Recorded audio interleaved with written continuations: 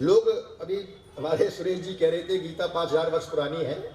चलिए ठीक है, लेकिन गीता जब से दुनिया बनी तब से उपनिषद, भगवान ने कह दिया ना 4थे अध्याय में, इमं विवस्वते योगम प्रोक्तवान हम अव्ययम, मैंने ये ज्ञान विवस्वान मनवे प्राहा मनुरिक्षा कवि ब्रीत। पहले जब भगवान नर और नारायण के रूप में थे, अलकनंदा के तट पर आज भी है, तब उन्होंने यही ज्ञान ब्रह्मा को दिया, सूर्य को दिया, अंगिरा को दिया।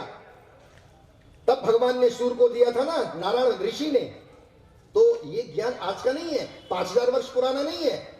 जब से दुनिया बनी तब से यह ज्ञान चला आ रहा है, उपनिषदों का ज्ञान। तो अनाश्रितः कर्म फलम कार्यम कर्म करोत यह सन्यासी, उसको सन्यासी कहा भगवान ने। हां, सन्यास दीक्षा ग्रहण भी की जाती है। सन्यास दीक्षा को ग्रहण करने के लिए कुछ नियम हैं, कुछ पाबंदियां हैं, उनका पालन करना पड़ता है, उसको ग्रहण करनी पड़ती है। तो उसकी पाबंदियां बहुत कठिन हैं। लेकिन ये जो सन्यासी है, भगवान जिसकी बात कर रहे हैं, वो इस धरती पर रहने वाला कोई भी प्राणी सन्यासी हो सकता है। सन्यासी स योगी, वह योगी है। सन्यासी है, वह योगी है। और जब सन्यासी कह दिया तो बात यहां पर वही आ जाती है, काम्या नाम कर्मान्यासा सन्यासा कवयो विदु अनाश्रिता कर्म फलम। भाव तो एक ही है ना दोनों का, है? तो कहते बहुत हैं कि अनाश्रित, हम निष्काम कर्म के योग करते हैं। निष्काम समझ लीजिए, निष्काम कर्म योग क्या है। सन्यासी सयोगी च न निरग्निर्चाक्रिय, सिर्फ अग्नि का त्याग कर देना सन्यासी हो गए। बोले हम हवन नहीं करेंगे, अग्नि का त्याग कर देंगे, कर्म नहीं करेंगे। अरे भिक्षा मांगना पड़ेगा, हाथ से ग्रहण करना पड़ेगा। संसार में कोई ऐसा प्राणी नहीं है जो अपनी जीवन यात्रा को चलाने के लिए कर्म नहीं करता। कोई ऐसा प्राणी नहीं है संसार के अंदर। सन्यासी सयोगी च न निरग्निर्चक्रिय, क्रियाहीन व्यक्ति कभी सन्यासी नहीं हो सकता। क्योंकि यदि वो क्रिया करना बंद कर देगा तो क्या साधना कर पाएगा वो? साधना के लिए भी तो उसको कर्म करना पड़ेगा इस शरीर के द्वारा। अगर सच्चा सन्यासी है, कहीं ना जाए, भिक्षा मांग के भोजन करे और अपना साधना में लग जाए। कौन कह रहा है कि तुम जाकर के कोई कर्म करो? ये भी तो कर्म करना पड़ेगा साधना वाला। और साधना के लिए काल भगवान ने जो ब्रह्म मुहूर्त बताया है, साधना का जो काल है ब्रह्म मुहूर्त, अभी तो इस ब्रह्म मुहूर्त को लेकर ही लोग बड़े संशय में हैं।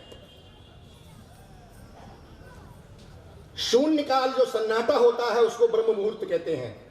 या निशा सर्वभूतानाम तस्याम जागृति संयमी यस्याम जागृति भूतानि सा निशा पश्यतो मुने। शून्य काल, ब्रह्म कहां है, कहां बसता है? शून्य में, सन्नाटा। शून्य काल को भगवान ने कहा जो योगी होता है वो शून्य काल में ध्यान करता है, तभी उसका ध्यान लगता है। और शून्य में ही शून्य सुपर पावर है। शून्य सुपर पावर है। 1 से लेकर के 9 तक की गिनती गिनो, पूर्ण नहीं है क्या? और शून्य लगा देने के बाद 10 बन गया, 10 गुना। एक शून्य लगा देने के बाद 10 गुनी शक्ति, दूसरे शून्य को लगा देने के बाद 20 गुनी शक्ति, तीसरे शून्य को लगा देने के बाद 30 गुनी शक्ति। विवेकानंद जी ने शून्य के ऊपर ही बोला था ना, है? तो शून्य काल जो है वही असली ब्रह्म मुहूर्त है भगवान कृष्ण की वाणी में। या निशा सर्वभूतानाम तस्याम जागृति संयमी। सन्नाटा काल, शून्य काल, सारा संसार सो रहा है। सिर्फ रात्रि में कभी कभी मच्छरों की चुन चुन चुन चुन चुन चुन चुन आवाज सुनाई दे जाती है, और गुफा के अंदर तो वो भी सुनाई देती थी। और जो लोग दिन में साधना करते हैं, जिनके दिन में जो आवाजें सुनाई देती हैं, तो कान में वो ढकढक डाल लेते हैं जिससे बाहर की कोई आवाज अंदर ना आए, तो साधना में रहते हैं। ये है लगभग जो ब्रह्म मुहूर्त का काल है, ये सूर्योदय से सूर्यास्त इसमें गिना गया है। सूर्योदय से एक 24 घंटे में 60 घटी होती हैं, 60 घटी।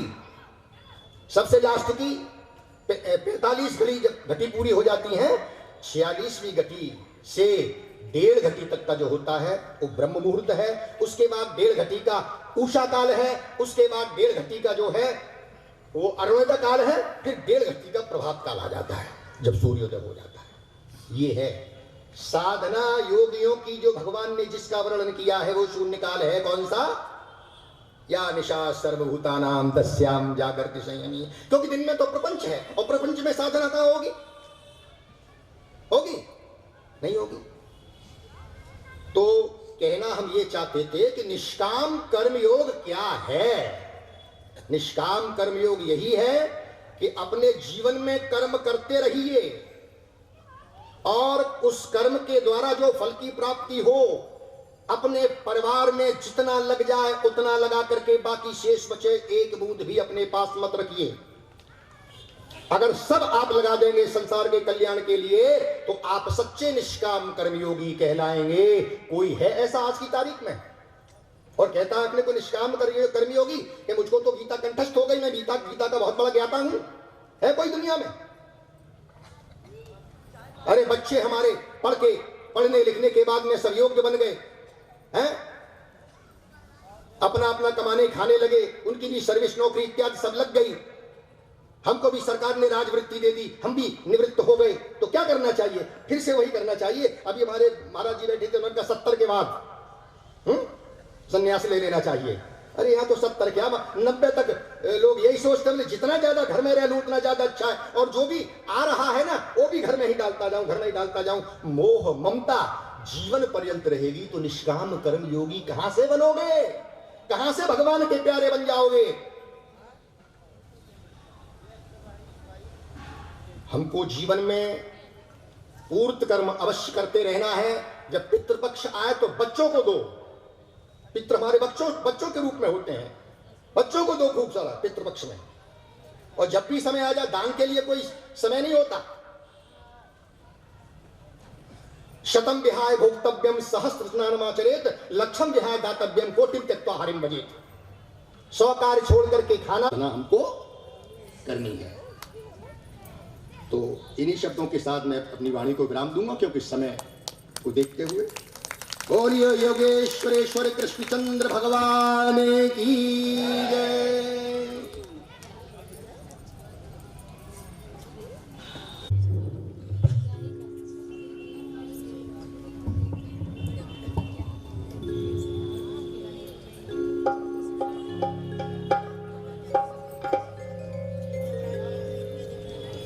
बोले श्री कृष्ण भगवान की जय।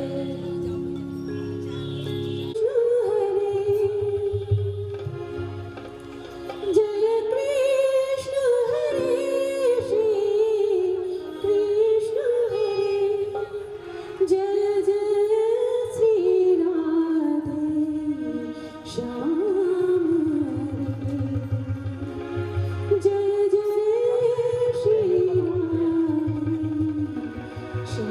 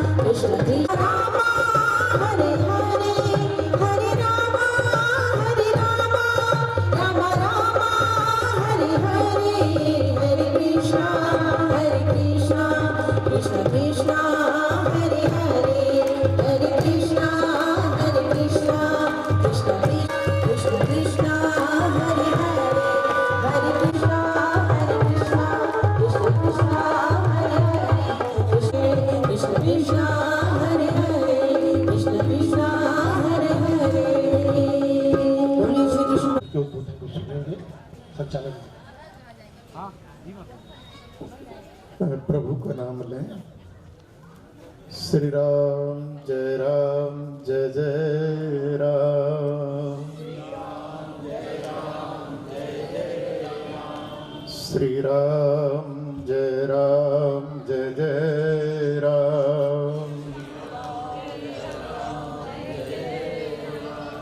क्या बात, राम जी से कुछ झगड़ा फसाद हो गया है कि वह नाम ही नहीं लेना है बिल्कुल भी है। अरे ठीक से नाम लो भाई। वैसे बताते हैं कि जब भगवान का नाम लिया जाता है तो शरीर के अंदर रहने वाले जितने पाप हैं उनको खतरा हो जाता है। बोले अच्छा भला ये घर रहने को मिला हुआ है शरीर, और ये अगर राम का नाम लेगा, भगवत नाम लेगा तो ये घर छोड़ना पड़ेगा, घर से बेघर हो जाएंगे, कहाँ जाएंगे। इसलिए वो जो पाप है वो मनुष्य की जिह्वा को पकड़ देते हैं, राम नाम बोलना ही नहीं देते। तो भाई अंदर से काम बाहर निकले, क्योंकि जहां राम तहां काम नहीं, और जहां काम तहां राम नहीं। तो इसलिए राम का नाम लो। श्री राम जय राम। जय राम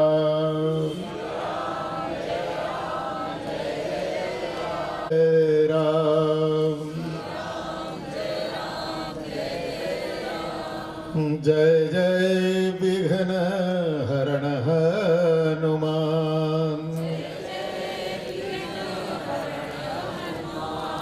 संकट मोचन कृपा निधान। राम जय राम। श्री राम जय राम।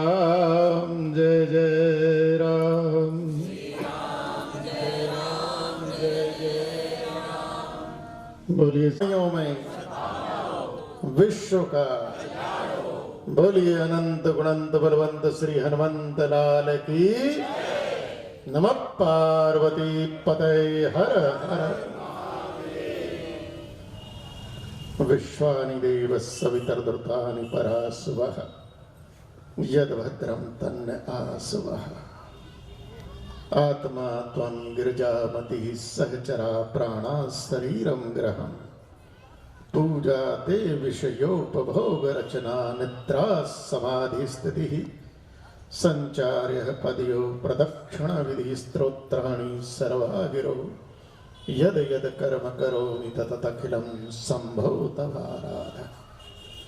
अज्ञानतिमिरान्धश्च ज्ञानानञ्जन शलाकया चक्षुरुन्मीलितं येन तस्मै श्री गुरुवे नमः। तस्मै श्री गुरुवे।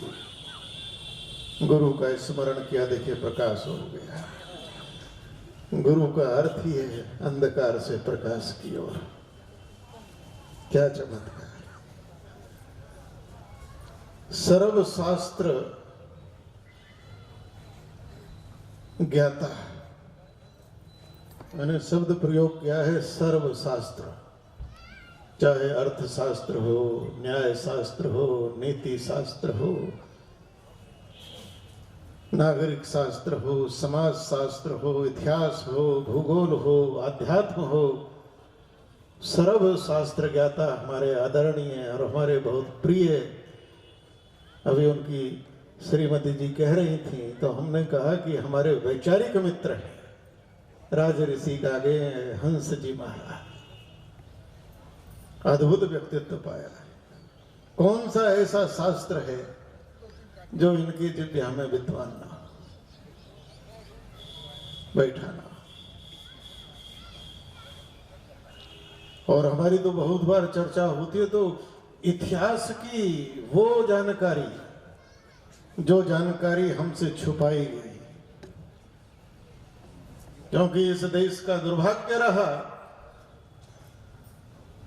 विभाजन के बाद इस देश को जैसा बनना चाहिए था नहीं बना। आजादी के बाद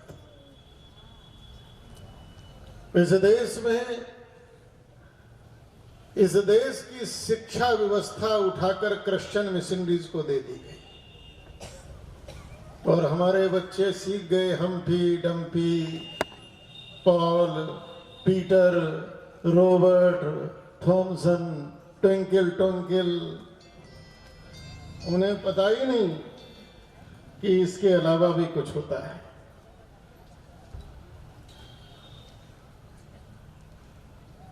अंग्रेज बन गए हम लोग।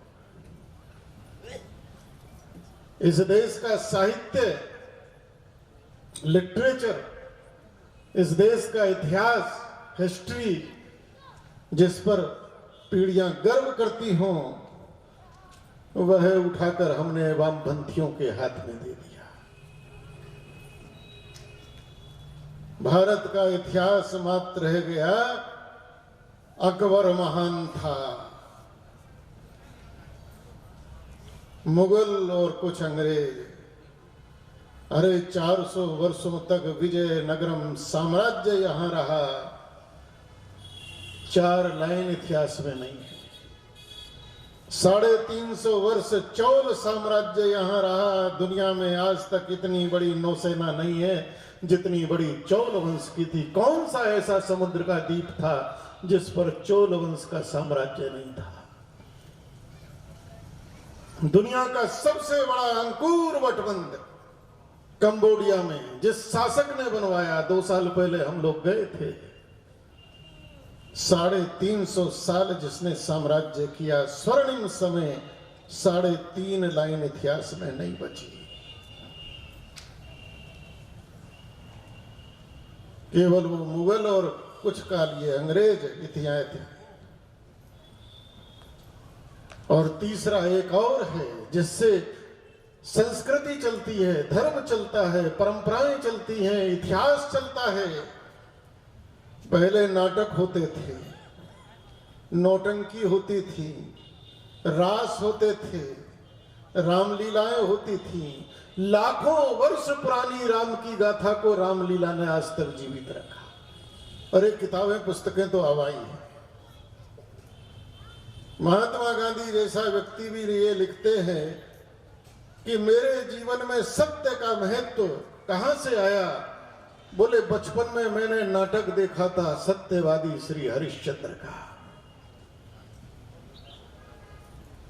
धीरे धीरे क्या हुआ कि ये जो नाटक नौटंकी थी उसमें से सत्यवादी हरिश्चंद्र तो निकल गए, नौटंकी नौटंकी रह गई और नौटंकी भी बॉलीवुड में कन्वर्ट हो गई, बॉलीवुड में कन्वर्ट हो गई। और बॉलीवुड पे कब्जा हो गया जिहादियों का, अंडरवर्ल्ड्स का।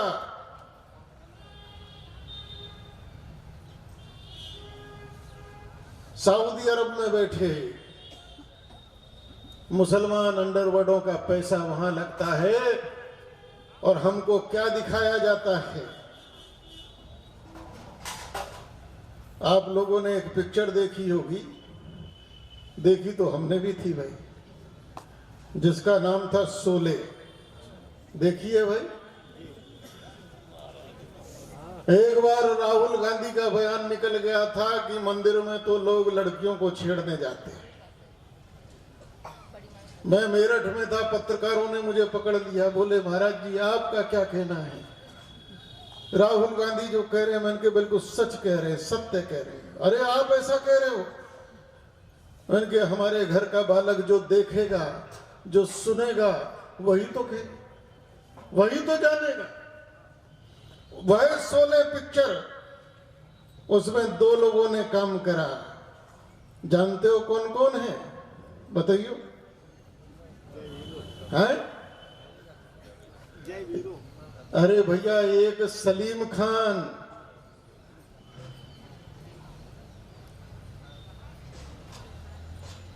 सलीम खान, वो कौन सा उसका बेटा, क्या नाम है? सलमान खान, उसका बाप।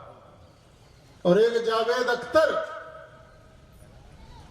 और क्या दिखाते हैं कि रामगढ़ हिंदुओं का गांव। एक मुसलमान पात्र दिखाया, मस्जिद दिखाई है, उसमें से अजान हो रही है। पूरा गांव डकैतों ने भून दिया, गांव इकट्ठा नहीं हुआ। उस मुसलमान का एक बेटा मरा तो तुरंत गांव इकट्ठा दिखा दिया। अजान हुई, बेटे की लाश छोड़कर नमाज का समय हो गया, लाश तो बेटा। इस्लाम को दिखाया उसी पिक्चर में। हिंदुओं का गांव, एक टूटा फूटा खंडर और शंकर जी बैठे हैं। मंदिर भी भव्य नहीं दिखाया, टूटा फूटा खंडर दिखाया और शंकर जी बैठे हैं। उसके पीछे धर्मेंद्र नाम का एक भोंपू लेकर मैं शंकर जी बोल रहा हूं, और नालायक हिंदुओं तुम ताली बजा रहे हो देखकर। तुम्हारा खून नहीं खोल रहा, सलीमा नहीं फूका गया। जब उस दृश्य को हमारा युवक देखेगा तो वो यही कहेगा कि मंदिर में क्यों लोग जाते हैं।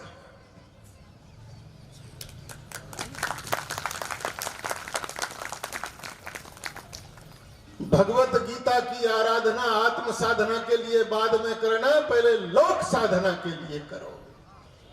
आत्म साधना के लिए अर्जुन जा रहा था, भगवान ने फटकारा और नपुंसक कहा, उसको कायर कहा है। धर्म, हमने कहा धर्म की जय हो, यही तो हमने नारा दिया। अरे धर्म है क्या? तुमने तिलक लगाया ये धर्म नहीं है, तुमने घंटी बजाई ये धर्म नहीं है, तुम मंदिर गए या नहीं गए ये धर्म नहीं है, तुमने शंकर जी को लोटा भर के जल चढ़ाया ये धर्म नहीं है। धर्म है धार्य इति ही धर्मा, धारण करने योग्य जो आचरण है वह धर्म है। और धर्म ना हिंदू होता है ना सनातन होता है। भगवत गीता का प्रारंभ हिंदू धर्म क्षेत्र कुरुक्षेत्र नहीं हुआ, सनातन धर्म क्षेत्र कुरुक्षेत्र नहीं हुआ, इस्लाम धर्म क्षेत्र कुरुक्षेत्र नहीं हुआ, केवल धर्म क्षेत्र। 32 या 34 बार गांगे जी जाते जानते होंगे धर्म शब्द आया है। धर्म के ना आगे कुछ है ना पीछे कुछ है। धर्म कदापि दो नहीं हो सकते। धर्म सदैव एक रहेगा। और जिस दिन प्रकृति बनी, जिस दिन सृष्टि बनी, धर्म उसी दिन बन गया। अगर यहां पहाड़ बना, पर्वत बना, तो पर्वत का धर्म प्रकृति ने सुनिश्चित कर दिया। वृक्ष बना तो वृक्ष का धर्म सुनिश्चित कर दिया। नदी बनी तो नदी का धर्म सुनिश्चित कर दिया। जल का धर्म, अग्नि का धर्म, व्योम का धर्म। इसी प्रकार से जब मनुष्य बना तो मनुष्य का धर्म भी सुनिश्चित कर दिया गया। धर्म का पूजा पाठ से कोई मतलब नहीं है। पूजा पाठ आपकी आंतरिक व्यवस्था के लिए हो सकता है, लेकिन कहा गोस्वामी जी ने कहा धर्म न दूसर सत्य समाना, परहित सरिस धर्म नहीं भाई। धर्म क्या है? मनु जी महाराज ने कहा लक्षण बताए गए। धृति क्षमा दमो अस्तेयम शोचम इंद्रिय निग्रह। धारण करने योग्य आचरण वही धर्म है। आदमी 2 घंटा बैठकर पूजा करता है, पाठ करता है, माला जपता है, तिलक लगाता है, लेकिन बाजार में जब लोग निकलता है तो कहते हैं देखो बगला भगत जा रहा है। कर्म अच्छा नहीं है। धर्म कदापि दो नहीं हो सकते। आप यहां बैठकर अपनी माता पिता, अपनी बहन बेटी के साथ बैठे हैं। आपका जो धर्म बनता है बहन बेटी के साथ, इंग्लैंड में बैठे हुए व्यक्ति का भी वही धर्म होगा। इराक ईरान में बैठे हुए व्यक्ति का भी वही धर्म होगा। अफ्रीका में बैठे व्यक्ति का भी वही धर्म होगा। धर्म कदापि दो नहीं हो सकते। धर्म कहता है बुजुर्ग हैं सम्मान करो, आदर करो। अब कोई कह दे कि साहब ये तो गोंडा वालों का धर्म है, हम इस धर्म को नहीं मानते। हम तो बुजुर्गों को 4 गाली दे देंगे और 4 जूता लगाएंगे, ये हमारा धर्म होगा। मनुष्य के लिए धर्म सुनिश्चित है और हमको गर्व इस बात का है कि प्रकृति ने जो धर्म मनुष्य के लिए बनाया है आदि अनादि काल से, हम उसी धर्म की उपासना करते हैं। हिंदू हमको दूसरे लोगों ने कह दिया। अरे बिहार में जो लोग रहते हैं बिहारी कहने लगे, बिहार से थोड़ा उधर को कूद के कोई बंगाल में रह रहा है तो उसे बंगाली कह दिया। अब आदमी में थोड़ी फर्क हो गया। और सनातन हमने स्वयं कहा, कहना पड़ा। क्यों? एक समय था हमारे बाप दादा, कभी घर में घी खत्म हो गया, मैं बहुत उदाहरण देता हूं, तो घर में कहते थे बाजार जा रहे हो घी ले आना। वो बाजार जाते थे, दुकानदार से कहते थे भैया घी दे दो, उसने डब्बा भर के दे दिया, ला के घर में रख दिया, बोले लो घी आ गया। चलता रहा। और एक दिन दुकानदार ने टोक दिया, प्रश्न कर दिया कि पंडित जी ने कहा घी दे दो। बोले कौन सा? अब पंडित जी चौंके, ये कौन सा? नहीं हुआ। सनातन धर्म क्षेत्र कुरुक्षेत्र नहीं हुआ, इस्लाम धर्म क्षेत्र कुरुक्षेत्र नहीं हुआ, केवल धर्म क्षेत्र। 32 या 34 बार गांगे जी जाते जानते होंगे, धर्म शब्द आया है। धर्म के ना आगे कुछ है ना पीछे कुछ है। धर्म कदापि दो नहीं हो सकते। धर्म सदैव एक रहेगा। और जिस दिन प्रकृति बनी, जिस दिन सृष्टि बनी, धर्म उसी दिन बन गया। अगर यहां पहाड़ बना, पर्वत बना, तो पर्वत का धर्म प्रकृति ने सुनिश्चित कर दिया। वृक्ष बना तो वृक्ष का धर्म सुनिश्चित कर दिया। नदी बनी तो नदी का धर्म सुनिश्चित कर दिया। जल का धर्म, अग्नि का धर्म, व्योम का धर्म। इसी प्रकार से जब मनुष्य बना तो मनुष्य का धर्म भी सुनिश्चित कर दिया गया। धर्म का पूजा पाठ से कोई मतलब नहीं है। पूजा पाठ आपकी आंतरिक व्यवस्था के लिए हो सकता है, लेकिन कहा गोस्वामी जी ने कहा, धर्म न दूसर सत्य समाना, परहित सरिस धर्म नहीं भाई। धर्म क्या है? मनु जी महाराज ने कहा, लक्षण बताए गए। धृति क्षमा दमो अस्तेयम सोचम इंद्रिय निग्रह, धारण करने योग्य आचरण वही धर्म है। आदमी 2 घंटा बैठकर पूजा करता है, पाठ करता है, माला जपता है, तिलक लगाता है, लेकिन बाजार में जब लोग निकलता है तो कहते हैं देखो बगला भगत जा रहा है। कर्म अच्छा नहीं है। धर्म कदापि दो नहीं हो सकते। आप यहां बैठकर अपनी माता पिता, अपनी बहन बेटी के साथ बैठे हैं। आपका जो धर्म बनता है बहन बेटी के साथ, इंग्लैंड में बैठे हुए व्यक्ति का भी वही धर्म होगा। इराक ईरान में बैठे हुए व्यक्ति का भी वही धर्म होगा। अफ्रीका में बैठे व्यक्ति का भी वही धर्म होगा। धर्म कदापि दो नहीं हो सकते। धर्म कहता है बुजुर्ग हैं, सम्मान करो, आदर करो। अब कोई कह दे कि साहब ये तो गोंडा वालों का धर्म है, हम इस धर्म को नहीं मानते, हम तो बुजुर्गों को 4 गाली दे देंगे और 4 जूता लगाएंगे, ये हमारा धर्म होगा। मनुष्य के लिए धर्म सुनिश्चित है और हमको गर्व इस बात का है कि प्रकृति ने जो धर्म मनुष्य के लिए बनाया है आदि अनादि काल से, हम उसी धर्म की उपासना करते हैं। हिंदू हमको दूसरे लोगों ने कह दिया। अरे बिहार में जो लोग रहते हैं बिहारी कहने लगे, बिहार से थोड़ा उधर को कूद के कोई बंगाल में रह रहा है तो उसे बंगाली कह दिया। अब आदमी में थोड़ी फर्क हो गया। और सनातन हमने स्वयं कहा, कहना पड़ा। क्यों? एक समय था हमारे बाप दादा, कभी घर में घी खत्म हो गया, मैं बहुत उदाहरण देता हूं, तो घर में कहते थे बाजार जा रहे हो घी ले आना। वो बाजार जाते थे, दुकानदार से कहते थे भैया घी दे दो, उसने डब्बा भर के दे दिया, ला के घर में रख दिया, बोले लो घी आ गया। चलता रहा। और एक दिन दुकानदार ने टोक दिया, प्रश्न कर दिया कि पंडित जी ने कहा घी दे दो। बोले कौन सा? और पंडित जी चौंके, ये कौन सा? ये कि वनस्पति चाहिए कि रिफाइंड चाहिए? तो जो धर्म था, जो घी था, अभी तक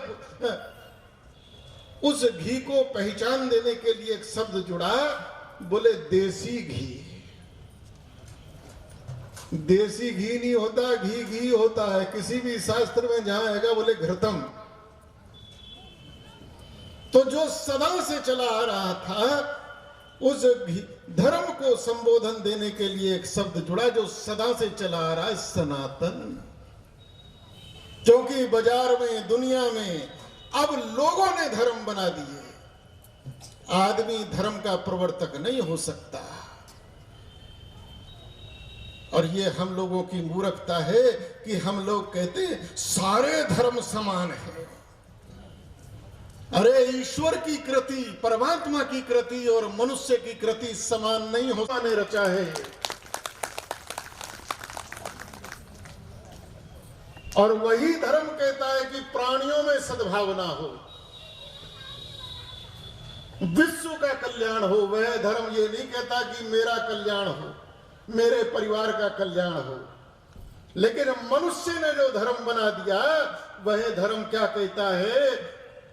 बोले जो इस्लाम को ना माने वो क्या है? अरे जोर से बोलो, डर क्यों रहे हो?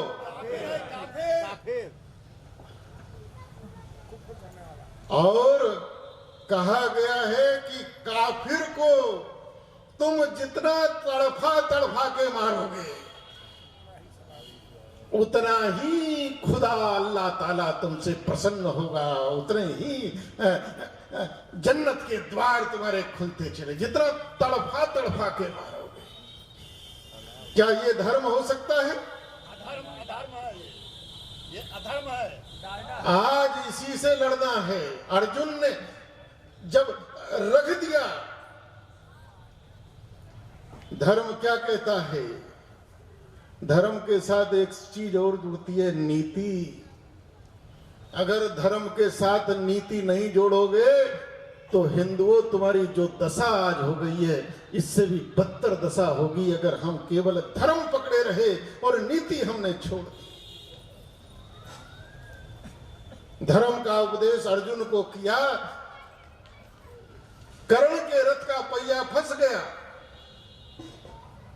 कर्ण उतर के रथ का पहिया निकाल रहा है और अर्जुन धर्म का पालन कर रहा है, धनुष बाण नीचे कर दिए। बोले युद्ध का यही धर्म है। उस समय यही होता था, सूर्य उदय हुआ, दोनों सेनाएं खड़ी हो जाती थी, शंख बज जाता था, बिगुल फूक जाता था, मारकाट शुरू हो गई। और सूर्यास्त हुआ, शंख फुज बोला, सब बोले अब युद्ध बंद, सूर्यास्त हो गया है।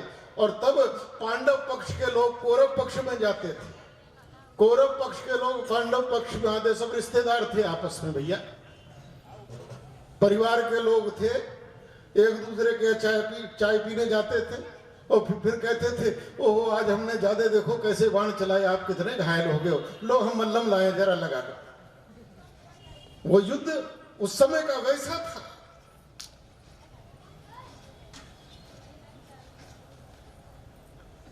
कर्ण रथ का पहिया निकालना कोशिश कर रहा है, अर्जुन ने बाण नीचे कर दिया। भगवान ने देखा, रे अर्जुन, बोले धर्म का पालन कर रहा। बोले ये 18 अध्याय मैंने तेरे को बेकार सुना है क्या? बोले यही समय है बोले अधर्म हो जाएगा, बोले 18 अध्याय फिर सुना दूंगा। लेकिन इस समय अगर तूने ये कर दिया तो धर्म रहेगा, और नहीं किया तो फिर धर्म नहीं रहेगा। नीति यही कहती है, उठा और संधान कर। इस देश के अंदर पृथ्वीराज चौहान धर्म का पालन करते गए। 17 बार गोरी को माफ किया। महाराज जी तो पूरा इतिहास पता है। अब इसे पृथ्वीराज चौहान की महानता कहें कि मूर्खता कहें, भैया अभी तक भारत भुगत रहा है। हम अभी तक भुगत रहे हैं, कमर सीधी नहीं हुई। अरे एक बार माफ कर दिया ठीक था, दूसरी बार अगर गर्दन मरोड़ देते तो आज भारत का स्वरूप कुछ और होता।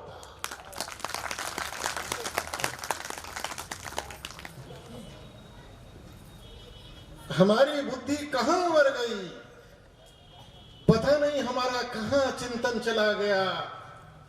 बड़े गर्व से हम गीत गाते हैं, सारे जहां से अच्छा हिंदुस्तान हमारा।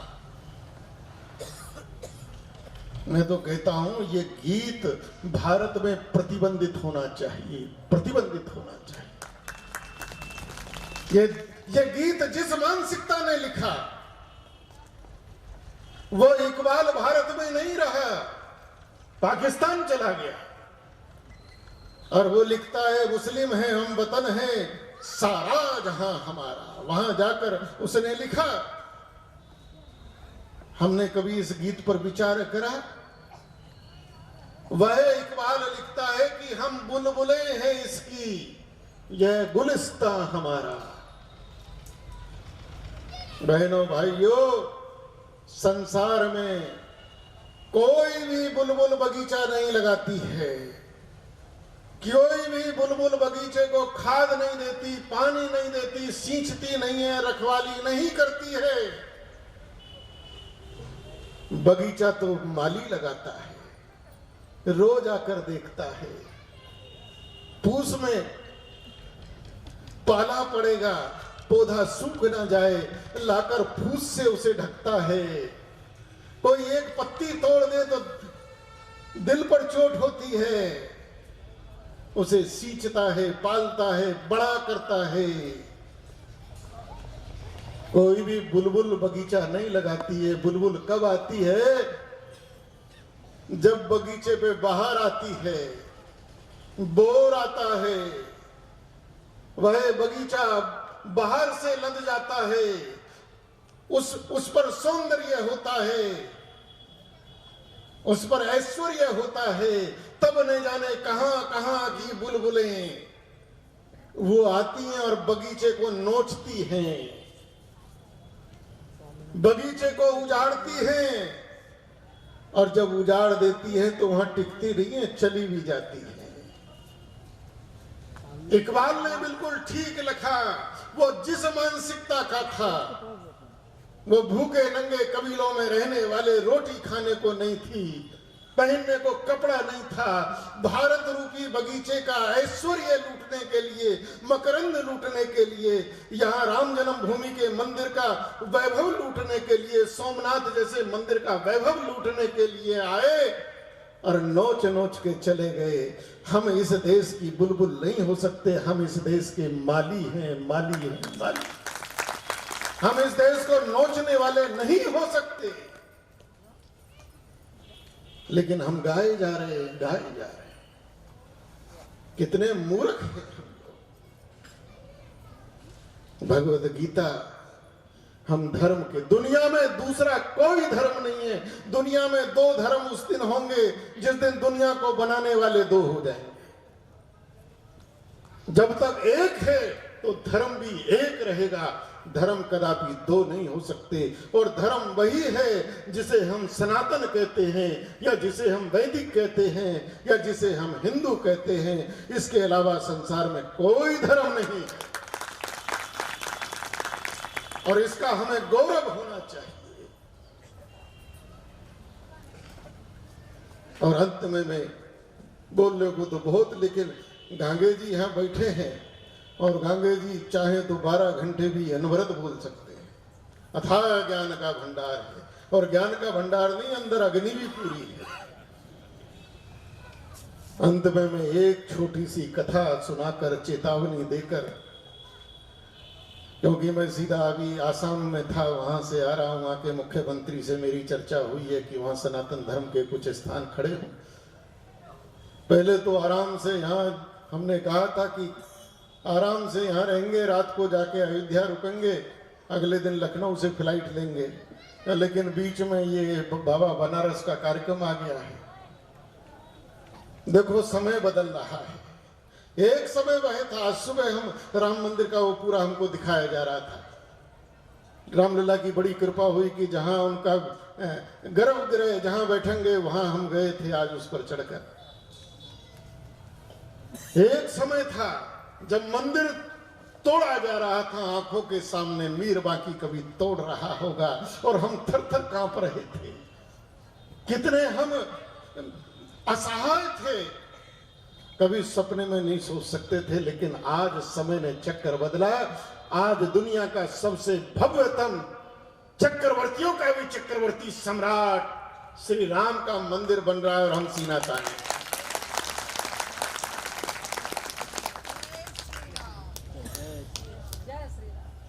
और इसी प्रकार से बाबा विश्वनाथ का क्या भव्यतम स्वरूप बनकर आया है।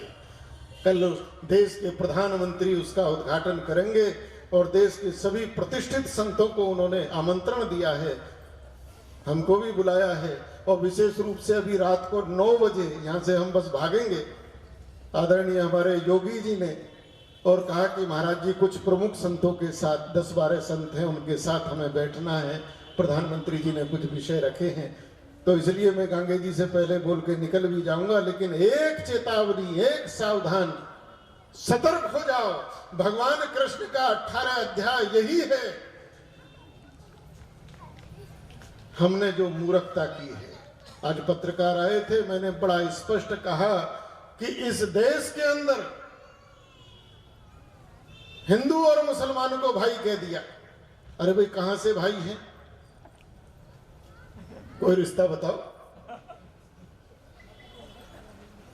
इस्लाम कहां पैदा हुआ? इस्लाम की शिक्षा में हम काफिर हैं, हमें मार देना चाहिए। लेकिन उस समय के हमारे जो गयासुद्दीन गाजी की औलादें रही, उन्होंने कह दिया हिंदू मुस्लिम 2 भाई मिलके नहीं रह सकते, इनको अलग अलग कर दो भाई, शांति हो जाएगी। देश का विभाजन गलत हुआ, कोई अधिकार उनका नहीं, फिर भी हुआ। मुसलमानों को पाकिस्तान बांग्लादेश मिल गया, भारत में अब क्या कर रहे हैं? क्यों रह रहे हैं? किस अधिकार से रह रहे हैं? हमारे घर का बंटवारा हो गया, वो अब भी घुसा हुआ है। क्यों है? किस अधिकार से है जब तुम्हें बांग्लादेश पाकिस्तान मिल गया? ये प्रश्न आज सोसाइटी को, समाज को उठाना पड़ेगा, खड़ा करना पड़ेगा।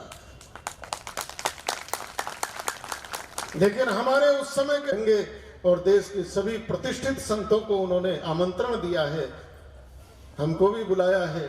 और विशेष रूप से अभी रात को 9 बजे यहाँ से हम बस भागेंगे। आदरणीय हमारे योगी जी ने और कहा कि महाराज जी कुछ प्रमुख संतों के साथ 10-12 संत हैं, उनके साथ हमें बैठना है। प्रधानमंत्री जी ने कुछ विषय रखे हैं, तो इसलिए मैं गांगे जी से पहले बोल के निकल भी जाऊंगा। लेकिन एक चेतावनी, एक सावधान, सतर्क हो जाओ। भगवान कृष्ण का 18 अध्याय यही है। हमने जो मूर्खता की है, आज पत्रकार आए थे, मैंने बड़ा स्पष्ट कहा कि इस देश के अंदर हिंदू और मुसलमानों को भाई कह दिया। अरे भाई कहां से भाई हैं? कोई रिश्ता बताओ। इस्लाम कहां पैदा हुआ? इस्लाम की शिक्षा में हम काफिर हैं, हमें मार देना चाहिए। लेकिन उस समय के हमारे जो गयासुद्दीन गाजी की औलादें रही, उन्होंने कह दिया हिंदू मुस्लिम 2 भाई मिलके नहीं रह सकते, इनको अलग अलग कर दो भाई, शांति हो जाएगी। देश का विभाजन गलत हुआ, कोई अधिकार उनका नहीं, फिर भी हुआ। मुसलमानों को पाकिस्तान बांग्लादेश मिल गया, भारत में अब क्या कर रहे हैं, क्यों रह रहे हैं, किस अधिकार से रह रहे हैं? हमारे घर का बंटवारा हो गया, वो अब भी घुसा हुआ है, क्यों है, किस अधिकार से है, जब तुम्हें बांग्लादेश पाकिस्तान मिल गया? ये प्रश्न आज सोसाइटी को, समाज को उठाना पड़ेगा, खड़ा करना पड़ेगा। लेकिन हमारे उस समय के एक आदमी घूम रहा था जंगल में, एक अजगर का बच्चा मिल गया, उसे दया आ गई, बोले दया धर्म का मूल है। मैंने पहले ही कहा कि हमने धर्म के साथ नीति उपयोग नहीं करा, हमने कथाएं भी ऐसी ऐसी सुनाई। बोले एक बाबा महात्मा नदी में उतरे स्नान करने, देखा एक बिच्छू जो है पढ़ रखी थी, रामायण पढ़ रखी थी, बोले ये बहरा डूब जाएगा, उसे निकालने लगे। जैसे ही निकालने को पकड़े, वो डंक मारे, हाथ फड़फड़ाए, फिर छूट जाए। देखा, अरे बाबा ये बार बार आपको डंक मारता है, आप क्यों बार बार इसे पकड़ते हो? बोले भैया डंक मारना इसका स्वभाव है और दया करना हमारा स्वभाव है। जब ये शरीर में जहर घुसा रहे हो, यही नीति है, शुक्र नीति है, विदुर नीति है, चाणक्य नीति है, इतने नीति शास्त्र बने हैं कि तुम्हें अगर बचाना है तो ये डंक क्यों मरवा रहे हो? एक लकड़ी लो, लकड़ी पर बैठाओ, फेंक दो।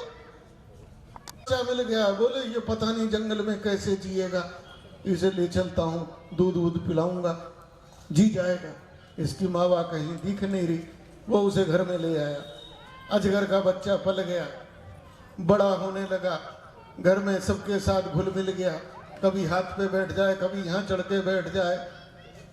2-3 लोगों ने टोका भी, अरे ये कहाँ तू अजगर ले आया? बोले बहुत सीधा, कुछ नहीं कहता, बहुत सीधा, देखो ना।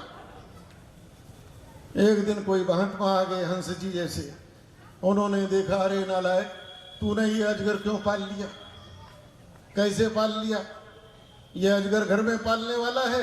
अरे महाराज बहुत सीधा है, देखो ना बिल्कुल। बोले ये सीधा विदा कुछ नहीं है। बोले महाराज ये तो कभी मेरी गोदी में बैठता है, ये बैठता है, बच्चों के साथ खेलता रहता है, और रात को जब मैं लेटता हूं तो मेरे साथ ही लेटता है। बोले अच्छा, और रात को बड़ा मजा करता है। बोले क्या करता है? वो जब मेरी बराबर में लेटता है तो अपने शरीर को ऐसे खींचता है।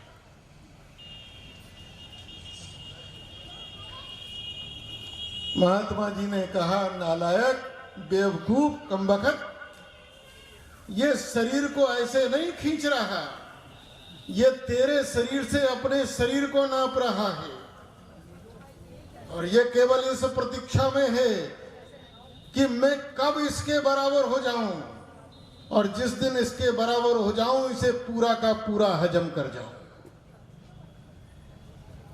अगर पाल लिया है,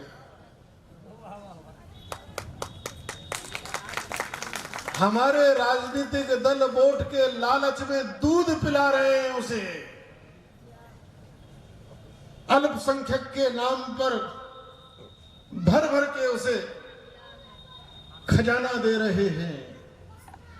लेकिन जब भारत क्रिकेट में हारता है तो पटाखे फोड़े जा रहे हैं। भारतवर्ष का इतना बड़ा चीफ ऑफ आर्मी हमारा अभी हेलीकॉप्टर क्रैश हुआ है, उन लोगों के ट्वीट देख लो, फेसबुकों पर कमेंट्स देख लो कि किस दिन हम इनके बराबर हो जाएं। और जिस प्रकार से हमने अफगानिस्तान को भसक लिया, पाकिस्तान को भसक लिया, बांग्लादेश को भसक लिया, उस तरह ही हम हिंदुस्तान को भसक ले। तो लगे हैं, हमने वसीम रिजवी को फिर से हिंदू बनाया है। अभी दक्षिण का है अकबर, बहुत बड़ा सनीमा का वो है, वो हिंदू बनने जा रहा है। ये सब हिंदू जातियों से ही कभी बनाए गए थे, आज समय आ गया है हिंदुओं, इनको समझा के बुझा कर धमका कर जैसे भी हो फिर से अपने हिंदू धर्म में लेकर आओ। यही हिंदुस्तान का भविष्य ली गई है। आज तालिबान ने वहां खो जाओ या अपने गुरुद्वारे उठा के ले जाओ यहां से। समय रहते इस अजगर जैसी मानसिकता का इलाज कर लो तो गीता भी रहेगी, रामायण भी रहेगी, हम भी रहेंगे, तुम भी रहोगे और हिंदुस्तान रहेगा। जब तक हिंदू है हिंदुस्तान रहेगा। अफगानिस्तान में जब तक हिंदू था, गंधारस्तान में जब तक हिंदू था तब तक वो हिंदुस्तान कहलाता था। जमीन पर्वत नदियां उठकर नहीं चली गई। आज हिंदू नहीं रहा तो हिंदुस्तान भी नहीं रहा। से बाजी निकल जाए। मैं भगवान श्री कृष्ण के चरणों में यही प्रार्थना करता हूं कि उन्होंने सुदर्शन चक्र चलाया, उन्होंने भगवद गीता इसलिए अर्जुन को सुनाई, वो विरक्त होने के लिए नहीं सुनाई थी, वो धर्म की रक्षा के लिए सुनाई थी। तो धर्म की रक्षा इसी में है कि धर्म की रक्षा के लिए अगर हिंसा भी करनी पड़े, अहिंसा परमो धर्मः, हमने बस इतना पकड़ लिया, बाकी छोड़ दिया। रक्षा के लिए अगर धनुष उठाना पड़े तो राम ने धनुष उठाया। उसी धर्म की रक्षा के लिए सुदर्शन चक्र उठाना पड़े तो कृष्ण ने सुदर्शन चक्र उठाया है। आज उसी धर्म की रक्षा के लिए हमको जो भी करना पड़े हमें करना चाहिए। बस यही आपसे निवेदन। सभी को मेरा बहुत बेटा अमर हमारा बहुत सेवा करता रहता, अक्सर हवाई जहाज में मिलता रहता है। मैं तो देश विदेश निकलता रहता हूँ, तो जा रहे हैं जरा ठीक से चाय वाय पिलाना अच्छे से। तो अमर बड़ी सेवा करता है और मैं जो भी इस आयोजन से लगे हैं सबको मैं बहुत बहुत मेरी शुभ उजाला है। महाराज जी प्रणाम। महाराज जी विश्व हिंदू महासंघ। भैया हाथ जोड़ दो। आप हाथ जोड़िए। आप अरे वो कहाँ है, अमर की पत्नी कहाँ है? आ रहे यार, ये सर आगे चलिए, वही कैंप बुला रहे हैं। बुलाओ उस भाभी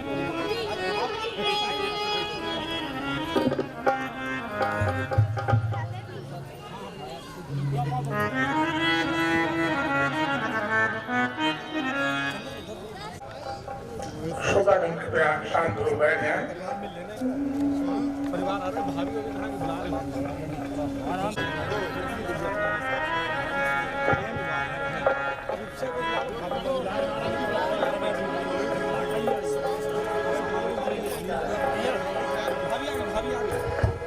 जय श्री राम, जय श्री राम, जय श्री राम, जय जय श्री राम, भारत माता की, भारत माता की, अयोध्या धाम की, मथुरा काशी विश्वनाथ भगवान की।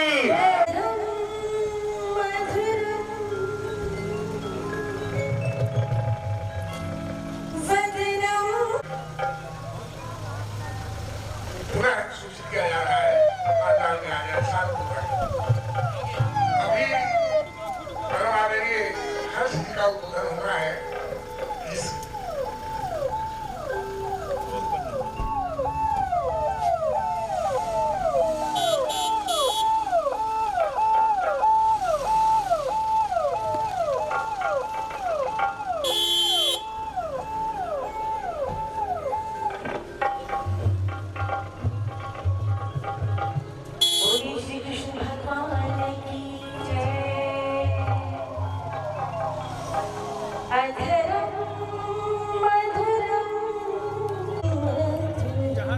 सभी श्रद्धालुओं से अनुरोध है, अभी गांधी जी का बड़ा ओजस्वी वक्तव्य होगा है। जो लोग भी बाहर निकल आए प्लीज अंदर बैठ जाए।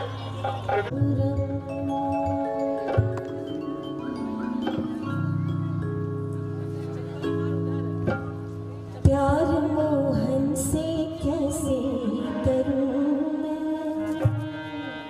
मैं आपको बता दूं, ये भजन हमारी दीदी बैठी हुई है सामने और गायत्री परिवार से हैं, गायत्री पूजा कराती हैं। रात में इन्होंने इस भजन को कंप्लीट किया है, लिखा है और उसको संगीत भी दिया है। मैं उन्हीं का लिखा हुआ ये भजन आपको सुना रही हूँ। प्यार मोहन से कैसे करूं मैं, प्यार मोहन से कैसे करूं मैं, जब कहीं खोज उनको न पाए। प्यार मोहन से कैसे करूं मैं, जब कहीं खोज उनको न पाए। जी में आता है मोहन को अपने, जी में आता है मोहन को अपने। खूब फूलों से उनको सजाए। प्यार मोहन से कैसे करूं मैं, जब कहीं खोज उनको न पाए। जी में आता है मोहन को अपने, जी में आता है मोहन को अपने। खूब फूलों से उनको सजाए। प्यार मोहन से कैसे करूं मैं।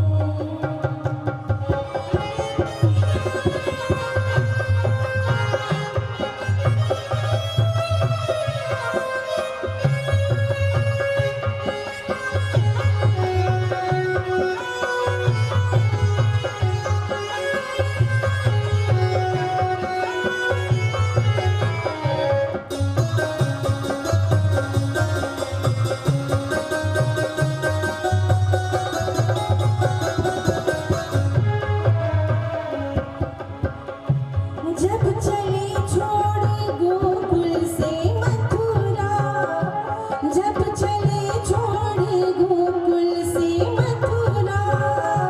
शौक घर घर में ऐसा समाया।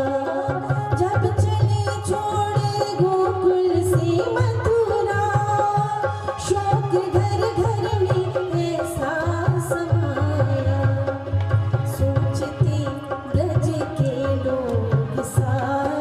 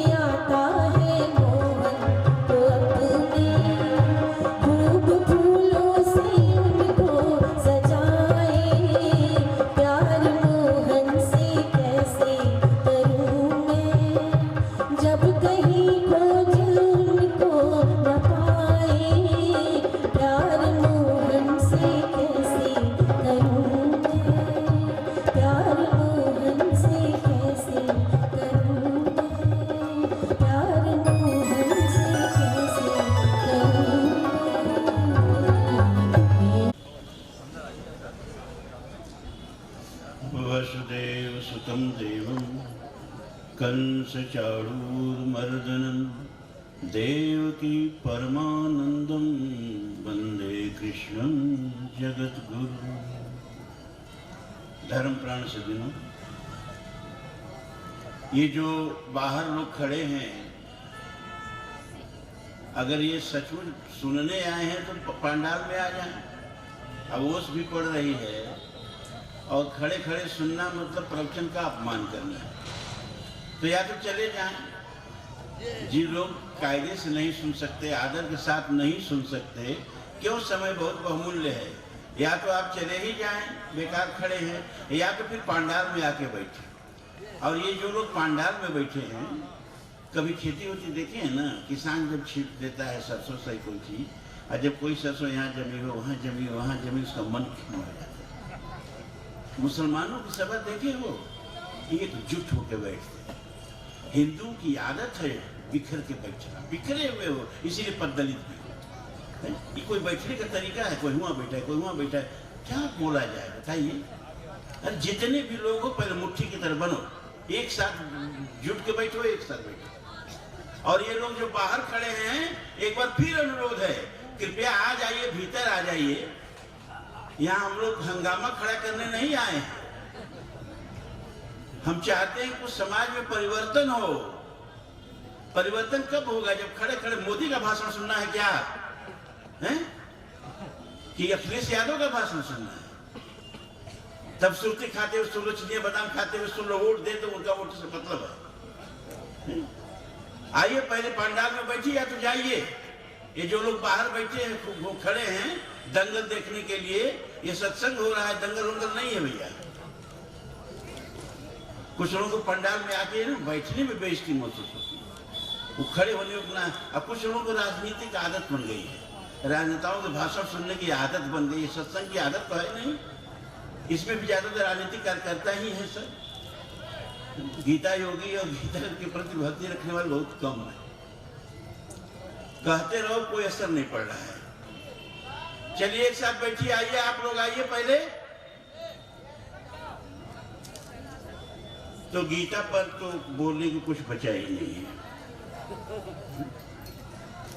और दूसरी बात यह कि कोई प्राइमरी के बच्चे यहाँ नहीं बैठे हैं कि गीता के आगे के श्लोक उठाएं हम और उसका अर्थ करें हम।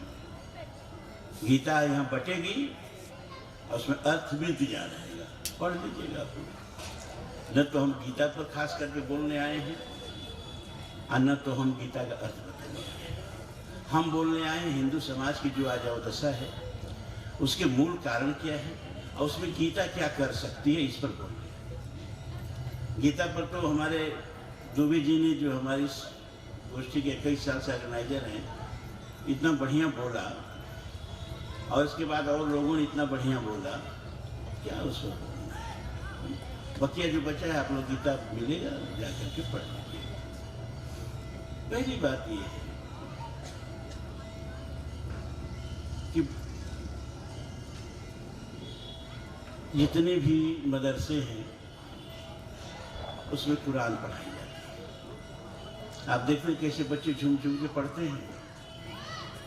जितने भी ईसाई मिशनरी स्कूल हैं, अभी हम लोग आ रहे थे, बहुत बढ़िया ईसाई स्कूल था मिशनरी का, अब बड़ा सा क्लास था लगा। हमारे श्रीमती जी कह रही, बताइए अगर हम लोग ओम लगा दें अपने स्कूल पर तो हंगामा हो जाएगा। ये तो शिक्षा का भगवाकरण हो रहा है। तो शिक्षा का क्या महत्व है और किस योजना के तहत इस देश पर शासन करने वाले लोगों ने, क्योंकि अंग्रेज गए तो किनको सत्ता दे के गए? भगत सिंह को तो दे के गए नहीं, जो बेचारे फांसी पे चढ़ गए।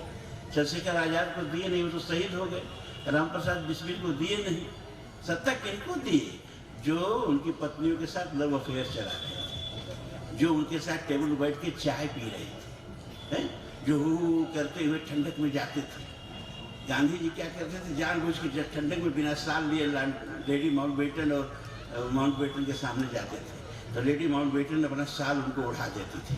दूसरे दिन अखबार में निकलता था, लेडी माउंटबेटन ने गांधी जी को अपनी साल उड़ा दी। देखिए कितने बड़े नेता हैं। इस तरह के लोगों को आजादी मिली। देखिए किस्सा याद आता है कि एक बार एक घास करते हुए घरों गाँव में कूदते नाचते आए।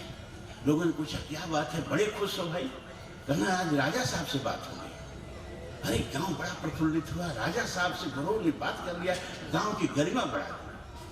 क्या बात हुई गुरु ने कहा ऐसे थोड़े बताएंगे, पूरा आयोजन करो, मजमा लगाओ, मंच सजाओ, तब बताएंगे कि राजा साहब से क्या बात हुई। ऐसे ही किया गया, ऐसे ही मजमा लगाया गया। अब युवक भाई गुरु जी बताएंगे कि राजा साहब से क्या बात हुई। आज पूरे गांव का इन्होंने रुतबा बढ़ा दिया, सम्मान बढ़ा दिया। बताइए गुरु राजा साहब से क्या बात की? उन्होंने कहा अरे मैं घास कर रहा था, राजा साहब सवारी आ रही थी, मैंने उठ के कहा प्रणाम महाराज।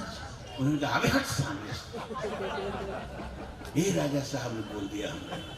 ऐसे ही नेताओं के हाथ में सत्ता दिख गई। आप कितने आजाद हैं?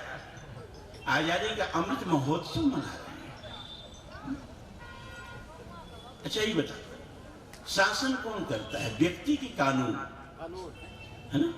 अरे भाई आज कोई डीएम है, वो चला जाएगा, कल कुर्सी पर दूसरा डीएम आएगा, तो चेयर शासन करती है, कानून शासन करता है, संविधान शासन करता है, व्यक्ति शासन नहीं करता है। आप पर कौन सा कानून शासन कर रहा है आपको पता है? 1834 में लॉर्ड मैकाले इस देश का शिक्षा प्रमुख बना, तो उसको इस देश के कानून बनाने की समिति का चेयरमैन बना दिया गया। तो वह जो कानून बनाया 512 धाराओं का 23 अध्यायों में, वो कानून इंग्लैंड से पास हुआ 1860 में, और 1 जनवरी 1862 को हिंदुस्तान में, तब हिंदुस्तान मतलब पाकिस्तान बांग्लादेश में था, और बर्मा में और लंका में एक साथ लागू हुआ कानून। उसी कानून के तहत राम प्रसाद बिस्मिल जैसे लोगों को, अशफाकुल्लाह जैसे लोगों को, ये भगत सिंह जैसे लोगों को फांसी पर चढ़ाया गया। उसी कानून के तहत हमारे कितने स्वतंत्रता संग्राम सेनानी जेलों में मरे, सड़े, कष्ट पाए, दुख पाए, और इसी कानून को तोड़ने के लिए, इसी कानून को भगाने के लिए उन्होंने आत्माहुति दी। क्या आप लोगों को मालूम? इस वकील लोग हैं, जरा हाथ उठाएं, कोई वकील बैठा है इसमें? इसमें कोई एडवोकेट नहीं है। तो आप जानते होंगे कि वही कानून जस का तस भारत में लागू है कि नहीं है? कोई वकील बता दे कि लागू है कि नहीं है जस का तस? सारी धाराएं वही है ना, वही धाराएं जिसको कभी तोड़ने वालों को स्वतंत्रता संग्राम सेनानी कहा जाता था, आज उसी तोड़ने वाले को देशद्रोही कहा जाता है ना। तो आप कितने आजाद हो जबकि अंग्रेजों का कानून ही आप पर शासन कर रहा है। आज भी आप गुलाम हो। क्या आजादी का अमृत महोत्सव मना रहे हो? रही संविधान की बात, रही संविधान की बात, तो भारत पर शासन करने के लिए 1835 का अधिनियम, ये वकील लोग जो बैठे हुए जानते होंगे, 495 धाराओं का 1835 का अधिनियम भारत पर शासन करने के लिए बना। और जब हमारा देश आजाद हुआ तो उसी 1935 के अधिनियम का 260 धाराएं हमारे संविधान में जस का तस ले ली गई। कितनी धाराएं? 260 धाराएं जस का तस ले ली गई, जो अंग्रेज हमारे पर शासन करते थे। और जो बचा, आयरलैंड से लिया गया नीति निर्देशक तत्व, अमेरिका से लिया गया सेपरेशन ऑफ पावर, अमेरिका से लिया गया न्याय प्रणाली, ब्रिटेन से लिया गया संसदात्मक प्रणाली, फ्रांस से लिया गया राष्ट्रपति का चुनाव प्रणाली, ऑस्ट्रेलिया से लिया गया भारत का चुनाव का प्रस्तावना, मूल कर्तव्य लिया गया रशिया के संविधान से। कोई बता देगा कि भारत के संविधान में भारत से क्या लिया गया? कोई बता सकता है? भारत के संविधान में भारत से कुछ नहीं लिया गया। मतलब आपके ऊपर कानून अंग्रेजों का है और आपके ऊपर संविधान विदेशियों का है। 2/3 तो अंग्रेजों का ही है। आप कहाँ आजाद हो भैया? किस मुगालते में आप? वो अपने स्कूल में अपना मजहब पढ़ा सकते हैं और आप अपने स्कूल में गीता नहीं पढ़ा सकते। आप आजाद हैं? अब शिक्षा का क्या महत्व है बताएंगे, मत बोलना कि गीता पर नहीं बोले, हंस जी को बोलाया गया, नहीं तो अगली बार दुर्गा जी को लेकर नहीं करेंगे। तो क्या क्या महत्व है शिक्षा का? देखो रावण को आप लोग जानते हैं, रावण ने देवलोक जीता, यक्ष लोग जीता, किन्नर लोग जीता, नाग लोग जीता, गंधर्व लोग जीता। अब शिक्षा का क्या महत्व है बताएंगे, मत बोलना कि गीता पर नहीं बोले, हंस जी को बोलाया गया, नहीं तो अगली बार दुर्गा जी को लेकर नहीं करेंगे। तो क्या क्या महत्व है शिक्षा का? देखो रावण को आप लोग जानते हैं, रावण ने देवलोक जीता, यक्ष लोग जीता, किन्नर लोग जीता, नाग लोग जीता, गंधर्व लोग जीता, को जीत लिया, लेकिन आर्यावर्त को नहीं जीत पाया। जब जब आर्यावर्त से युद्ध किया उसमें हारे भी आर्यावर्त वाले, लेकिन अस्थायी रूप से शासन नहीं हो पाया। राम जी के परदादा अनरणी को तो युद्ध में मार दिया रावण ने, वो मरते मरते श्राप दिए कि हमारे ही वंश में तेरा वध करने वाला आएगा। दशरथ जी से ये जब सरजू की नदियां तब इतनी पतली पतली नहीं होती थी, बहुत लंबे लंबे पाठ होते थे। सरजू जी की नदी पर बेड़ा से में युद्ध हो रहा था दशरथ से रावण का। मतलब एक द्वीप पर इनका बेड़ा जाके लगा, और रावण बहुत बड़ा ज्योतिषी था ना, तो उसको पता चल गया था कि कौशल्या के गर्भ से उत्पन्न होने वाला पुत्र मेरा वध करेगा। तो कौशल्या को ले जाके उस द्वीप पर जो मत्स्यों का सरदार था, मछुआरों का सरदार था, राघव नाम था उसका, उस राघव को कौशल्या को दे दिया, इस लड़की का पालन पोषण करना, बड़ी होगी तो इससे मैं शादी करूंगा। तो वो कौशल्या वहां पर बढ़ रही थी और रावण देख के भूल गया। वो राघव को बड़ी चिंता थी, आखिर इस लड़की का हम करें क्या, किससे इसकी शादी करें? वो राजकुमारी कन्या उतनी सुंदर, अब मछुआरों में उतना सुंदर कोई मिल नहीं रहा था। संयोग से जब दशरथ जी का बेड़ा बहते बहते उस द्वीप पर लगा और उसने दशरथ जी को देखा, कहा बस बस इस लड़की की जो उम्र आ गया, और दशरथ जी की शादी हो गई। दशरथ उसको लेके अयोध्या आए। देखिए तुलसी जैसी भव्यता तैसी हो सहाय, आपन आवे ताहि पे ताहि तहां ले जाए। तो राम जी की कई पीढ़ियों से रावण का युद्ध हुआ, तो उसने सोचा कि सेना से तो हम जीत नहीं पा रहे हैं आर्यावर्त को, तो हम चलते हैं मल्ल युद्ध के लिए लड़काते हैं, और इस मल्ल युद्ध में जो हारेगा, जैसे मैं हार गया तो लंका उन समूह को सौंप दूंगा, और वो हार जाएंगे तो उनका राज मैं ले लूंगा, इस तरह पर मल्ल युद्ध होगा। तो उसने सोचा कि केंद्रीय आर्यावर्त का जो ताकत है, शक्ति है, वो साकेत में है, और उसकी राजधानी अयोध्या है। तो अयोध्या में उस समय दिलीप जी राज कर रहे थे, तो सोचा कि चलते हैं पहले दिलीप से युद्ध करते हैं, मल्ल युद्ध करते हैं, द्वंद्व युद्ध करते हैं। तो आया हुआ अयोध्या में द्वंद्व युद्ध करने दिलीप महाराज से। उस समय दिलीप महाराज ही संध्या कर रहे थे, तो उनके परिकरों ने उनको बैठाया रावण को आदर के साथ, और जब संध्या कर रहे थे दिलीप जी, तो संध्या करते करते कमंडल में जल दिए और दक्षिण दिशा में फेंक दिए। तो रावण ने कहा कि दक्षिण दिशा में जल फेंक रहे हैं तो इनको कुछ पूजा पाठ का नियम मालूम नहीं है। पूजा पाठ में केवल दक्षिण दिशा में जल नहीं फेंका जाता है, आचमनियम भी की जाती है, चारों तरफ किया जाता है ना, शुद्ध अशुद्ध का करते हैं पंडित जी लोग। अपवित्र पवित्र हुआ सर्व अवस्थापी गतो हुआ, यह अस्मृत पुंडरी का आक्षेप, चारों तरफ जल फेंका जाता है। इन्होंने दक्षिण दिशा में जल फेंका, तो युद्ध बाद में होगा, पहले से शास्त्रार्थ होगा। तो जब संध्या से उठे दिलीप जी, देखा रावण है, कहा अरे भाई कैसे चले रावण? कहा चला तो था आपसे द्वंद्व युद्ध की आचरण करने, कि अगर मैं जीत जाऊं तो अयोध्या मेरी, और आप जीत जाएं तो लंका है आपकी, क्यों बेकार सेनाओं को हम लोग मरना है? कहा ठीक है तो द्वंद्व युद्ध कर लो। कहा नहीं अभी द्वंद्व युद्ध नहीं करेंगे, हम भी ब्रह्मा के पोता हैं, उत्तम कुल पुलस्त करनादे, और पुलस्त ब्रह्मा जी के पुत्र थे। ये बताइए कि किस विधान के हिसाब से आपने दक्षिण दिशा में जल फेंका है? कालिदास घटना को रघुवंश में लिखते हैं। उन्होंने कहा देखो रावण, पूजा करना ये मेरा द्वितीय कर्म है, और हर व्यक्ति का द्वितीय कर्म होना चाहिए। प्रथम कर्म जो भगवान ने गीता में कहा, स्वधर्मे निधने श्रेयो, हर व्यक्ति का एक स्वधर्म होता है। प्रयोजनम अनुद्दिश्य मंदो अपि न वर्तते, निरुद्देश्य किसी चीज को मूर्ख से मूर्ख व्यक्ति नहीं करता है, तो परमात्मा ने आपको इतना अनुपम शरीर दिया, आपको जीवन दिया, तो कोई न कोई उद्देश्य रख के दिया, ऐसे नहीं बना दिया। हर व्यक्ति का बनाने का परमात्मा का अपना उद्देश्य है, उस उद्देश्य को जान के उसको पूरा करना, इसको स्वधर्म कहते हैं, जिसे गीता स्वधर्म कहते हैं। तो मेरा स्वधर्म क्या है कि मैं क्षत्रिय हूं। छतात त्रायते इति क्षत्रिय, छतात किल त्रायते इति उदग्रिय इति उदग्र क्षत्रिय शब्द भुवने सुरूढ़, वहां का श्लोक है।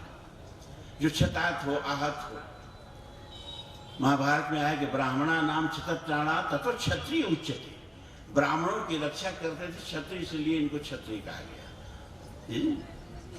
सारे समाज को छत्रण करते थे, जैसे छाता अपने भीतर लेकर बूंद से बचा लेता है, उसी तरह सारे आपदाओं से जिसको बचा ले, सारे समाज को बचा ले, दीन आहत को बचा ले, धर्म को बचा ले, राष्ट्र को बचा ले, उस शक्ति का नाम क्षत्रिय। जात पात से कुछ लेना।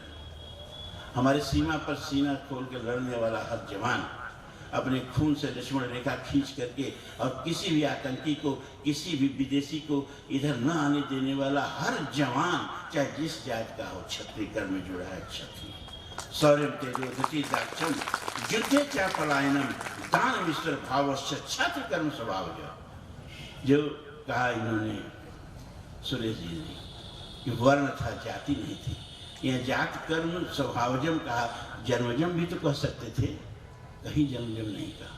चातुर्वर्णम मया सृष्टम गुण कर्म विभाग, यहाँ भी जात का नाम नहीं लिया गीता में। इस देखो गीता का मतलब ये समाज में कैसे उतारे, इस लोग का अर्थ बता देने से प्रयोजन नहीं सिद्ध होगा। हर साल ये जो 21 साल से चल रहा है आपका आयोजन, क्या समाज में आज गीता की उपयोगिता है? खाने वाली दवाई को सर पर लगाओगे, पैर पर लगाओगे, देह में लगाओगे तो फायदा नहीं करेगी। गीता का गलत उपयोग हो रहा है, खाली गाने वाला ग्रंथ नहीं है, जीवन में और समाज में उतारने वाला ग्रंथ है। ये जंगल में जाके कहा गया अध्यात्म नहीं है, यह दो सेनाओं के बीच युद्ध जैसे उत्कट कर्म के बीच कहा गया अध्यात्म है। तो उन्होंने कहा कि मैं पूजा करते हुए भी प्रथम कर्म जो मेरा है, दीन की, आहत की, धर्म की, संस्कृति की, ब्राह्मण की, गौ की रक्षा करना, मैं उसके प्रति सचेष्ट था। दंडकारण्य में एक गाय चल रही थी और उस पर एक शेर झपटा और गाय ने आर्तनाद किया और मेरे सूक्ष्म सजग संवेदनशील मन ने उसकी आर्तनाद को सुन लिया और मैंने यहाँ कमंडल के जल से मारा है, जाके देखो शेर मरा पड़ा है, गाय चल रही है, जाओ। रावण उठ के आता है, देखता है कि सचमुच दंडकारण्य में गाय निरापद होकर चल रही और एक शेर मरा पड़ा है। तो उसने कहा कि जो इतनी दूर तक जल के छींटों से शेर मार सकता है, उसके साथ युद्ध नहीं किया जा सकता, उसके साथ युद्ध नहीं किया जा सकता। तो उसने अपने मंत्रियों का बैठक बुलाया, है ना, क्योंकि देखो आगे बताएंगे कि सब रावण के साथ थे। देवताओं की रक्षा के लिए भगवान राम ने इतना बड़ा कदम उठाया, लेकिन हनुमान जी जाते हैं तो क्या देखते हैं कि सारे देवता रावण के दरबार में देखे, सब सुर दिशा विनीता अब भृगुट विलोकत सकल सभीता, सब देवता रावण के हाथ जोड़ के बैठे। तो रावण का दरबार बड़े विद्वानों का दरबार था। तो उसने अपने मंत्रियों को बुलाया और कहा, ये बताओ कि आर्यावर्त पर विजय कैसे पाई जाए। तो उसके मंत्रियों ने बताया कि महाराज, आर्यावर्त जो है ना, उसकी शक्ति उसके धर्म में है, यह तो धर्म ततो जय, और जब तक ये आर्यावर्त अपने धर्म के साथ रहेगा, आर्यावर्त को आप पराजित नहीं कर सकते। तो रावण ने कहा कि तो आर्यावर्त का धर्म कैसे नष्ट किया जाए? मेरी बात को ध्यान से सुनो, जीवन में उतरेगा। तो उसके मंत्री ने कहा, महाराज जी, धर्म जो है वो संस्कारों के समुच्चय का नाम है। मुसलमान इसलिए कि उसका खतना हुआ है, खतना न हुआ हो तो मुसलमान कहेंगे उसे, बोले। ईसाई इसलिए कि उसका बपतिस्मा हुआ है, उसका बपतिस्मा न हो तो ईसाई नहीं है। सरदार इसलिए कि अमृत चखा है, अमृत नहीं चखा तो सरदार नहीं है। हिंदू हिंदू इसलिए है कि उसका जात कर्म संस्कार होता है। अरे गर्भ में आने से पहले संस्कार होता है, गर्भाधान संस्कार, उपनयन, सीमंतोन्नयन संस्कार, और जन्म लेने पर गर्भाधान संस्कार, और इसके बाद चूड़ाकरण, कर्ण वेद, वेद विवाह, संग संग सब है। ये सारे संस्कारों के बीच से जो व्यक्ति गुजरता है उसको हिंदू कहते हैं। बर्थडे मनाने वाले को हिंदू नहीं कहते हैं। बर्थडे मनाने वाले को हम दीपक जला के शगुन बनाते हैं, दीपक बुझा के नहीं मनाते हैं। और बर्थडे पर दीपक बुझा देते हैं, उसको हिंदू नहीं कहते हैं। यू आर हाइब्रिड, हाइब्रिड हैं आप, वर्णशंकर हो चुके हैं, संस्कृतियों का वर्णशंकर बन के बैठे हैं आप। एक तो बेस अपना है नहीं। आज भी मुसलमान बैठे होते हैं तो टोपी लगा के, सफेद कुर्ता और यहाँ एक बीता ऊंचा पैजामा पहन के बैठे रहते कि नहीं बैठे रहते? बैठे रहते कि नहीं बैठे रहते? अरे संस्कृति किसे कहते हैं? वस्त्र में संस्कृति होती है, भोजन में संस्कृति होती है, खान पान में संस्कृति, वृक्षों की संस्कृति होती है। विलायती बबूर लगाएंगे, अपनी वृक्षों की संस्कृति नष्ट हो जाएगी। जब नीम बरगद पीपल पाकड़ लगाएंगे तो वृक्षों की, पर्यावरण की संस्कृति, परिवेश की संस्कृति, खान पान की संस्कृति, आचरण की संस्कृति। संस्कृति ऐसा नहीं है कि पैंट शर्ट पहन के संस्कृति का उत्थान कर रहे हैं। क्या बोला है, समझ नहीं सकता। समाज एकदम गायब हो चुका है। हिंदू है कहाँ कि हिंदुओं के बारे में हिंदुत्व की बात की जाए। अब दफ्तर में वो टोपी लगा के जाते हैं, किसी की मजाल है कि कोई अधिकारी दफ्तर में उनको टोक दे। कितने हिंदुओं को तिलक लगाने के लिए उनके अधिकारी ने टोक दिया, वो तिलक लगा के नहीं जाते। कहाँ हैं? अरे अधिकारी सब डांटते हैं। वो टोपी लगा के जाते हैं, कोई रोक देगा? उनका जब समय होता है नमाज का शुक्रवार को, तो संसद रोक दी जाती है। तो विजय कुमार मल्होत्रा भाजपा के नेता एक बार कहे, महाराज या संसद रोक दीजिए थोड़ा। क्यों? कहा हम एकादशी व्रत है, पारण करना है। बस सारे लोग ताली बजा के हंसने लगे। ये कौन संसद रोकने की बात है? उनके नमाज के लिए संसद रोक दी जाएगी। आप हिंदुओं का देश, आपके लिए कुछ नहीं होगा। तो संस्कारों के समुच्चय का नाम धर्म। तो जब तक आर्यावर्त अपने संस्कार के साथ रहेगा, उसको कोई पराजित नहीं कर सकता। तो रावण ने कहा कि उसके संस्कार को कैसे नष्ट किया जाए? कहा संस्कार शिक्षा की गोद से निकलती है। कॉन्वेंट में पढ़ने वाले लड़के लड़की आपके संस्कार के साथ नहीं रहेंगे। उन्हें चुन्नी रखेंगे, न जनेऊ पहनेंगे, न कोई आपके संस्कार का पालन करेंगे। वो हैप्पी बर्थडे मनाएंगे। एक बार मैं एक जगह प्रवचन कर रहा था, सामने कुछ बच्चे भी बैठे थे, अभी जैसे बैठे। हमने कहा, बच्चों रामायण में लिखा है कि प्रातः समय उठ के रघुनाथा, अब माता पिता गुरु नावई माथा। इसमें कितने बच्चे ऐसे हैं जो माता पिता का चरण स्पर्श करते हैं? एक भी हाथ नहीं उठा। तो मैं बड़ा आहत हुआ। एक बच्चे को हमने खड़ा किया, क्यों माता पिता के चरण स्पर्श नहीं करते हो? उसने कहा हमारे माता पिता नहीं है। मैं बड़ा दुखी हुआ। दूसरे बच्चे को उठाया, उसने कहा मेरे माता पिता नहीं है। कह गांव भर के बच्चों के माता पिता नहीं है। कहा गांव भर के बच्चों के माता पिता नहीं है। और क्यों? तो सब मर गए। अब उनके जगह पर डैडी और ममा है। और रामायण में माता पिता का चरण स्पर्श करने के लिए लिखा गया है, डैडी और मम्मा को रतियाने के लिए लिखा गया है। उनका चरण स्पर्श करने के लिए नहीं लिखा गया। रिश्ते ऐसे मरते हैं, ऐसे मरते हैं रिश्ते। चाचा मर गए कि नहीं? किसका चाचा जिंदा है? चाची मर गई कि नहीं? अंकल आंटी खड़े हो गए कि नहीं? ऐसे रिश्ते मरते हैं, ऐसे संस्कृति मरती है, ऐसे राष्ट्र मरता है। मरते हुए राष्ट्र के प्राणी हुआ। तो कहा कि शिक्षा की गोद से संस्कार निकलता है, संस्कार की गोद से धर्म निकलता है। तो जब तक आर्यावर्त की शिक्षा नष्ट नहीं होगी, संस्कार नष्ट नहीं होंगे, संस्कार नष्ट नहीं होंगे, धर्म नष्ट नहीं होगा, और धर्म नष्ट नहीं होगा तो आर्यावर्त नष्ट नहीं होगा, आर्यावर्त पराजित नहीं होगा। तो रावण ने कहा कि तो इसकी शिक्षा पद्धति कैसे नष्ट की जाए? तो उन्होंने कहा, महाराज जी आर्यावर्त की शिक्षा जो है वो वनों में गुरुकुल के ऋषि लोग चलाते हैं। वनों, दंडकारण्य और नैमिषारण्य दो बड़े बड़े वन हैं, और उसमें ऋषि लोग अपना, कहीं अगस्त जी बैठे हैं, कहीं अत्रि। बारे में हिंदुत्व की बात की जाए। अब दफ्तर में वो टोपी लगा के जाते हैं, किसी की मजाल है कि कोई अधिकारी दफ्तर में उनको टोक दे। कितने हिंदुओं को तिलक लगाने के लिए उनके अधिकारियों ने टोक दिया, वो तिलक लगा के नहीं जाते, कहाँ हैं? अरे अधिकारी सब डांटते हैं। वो टोपी लगा के जाते हैं, कोई रोक देगा? उनका जब समय होता है नमाज का शुक्रवार को, तो संसद रोक दी जाती है।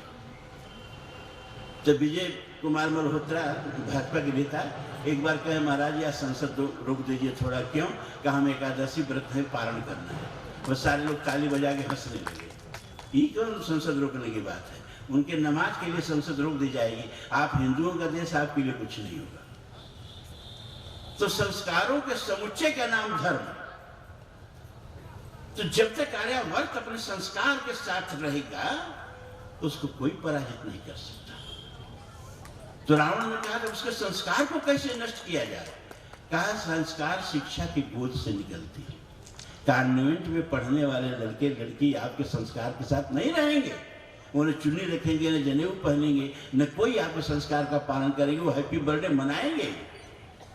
एक बार मैं एक जगह प्रवचन कर रहा था, सामने कुछ बच्चे भी बैठे थे, अभी जैसे बैठे हैं। हमने कहा, बच्चों, रामायण में लिखा है कि प्रातः समय उठ के रघुनाथा, अब माता पिता गुरु नाम वही माता। इसमें कितने बच्चे ऐसे हैं जो माता पिता का चरण स्पर्श करते हैं? एक भी हाथ नहीं उठा। तो मैं बड़ा आहत हुआ। एक बच्चे को उन्होंने खड़ा किया, क्यों माता पिता के चरण स्पर्श नहीं करते हो? उसने कहा, हमारे माता पिता नहीं है। मैं बड़ा दुखी हुआ। दूसरे बच्चे को उठाया, उसने कहा, मेरे माता पिता नहीं है। कह रहे, गाँव भर के बच्चों के माता पिता नहीं है? कहा, गाँव भर के बच्चों के माता पिता नहीं है। और क्यों? तो सब मर गए। अब उनके जगह पर डैडी और ममा है। और रामायण में माता पिता का चरण स्पर्श करने के लिए लिखा गया है, डैडी और मम्मा को रतियाने के लिए लिखा गया है। उनका चरण स्पर्श करने के लिए नहीं लिखा गया। रिश्ते ऐसे मरते हैं, ऐसे मरते हैं रिश्ते। चाचा मर गए कि नहीं? किसका चाचा जिंदा है? चाची मर गई कि नहीं? अंकल आंटी खड़े हो गए कि नहीं? ऐसे रिश्ते मरते हैं, ऐसे संस्कृति मरती है, ऐसे राष्ट्र मरता है। मरते हुए राष्ट्र के प्राणी हुआ।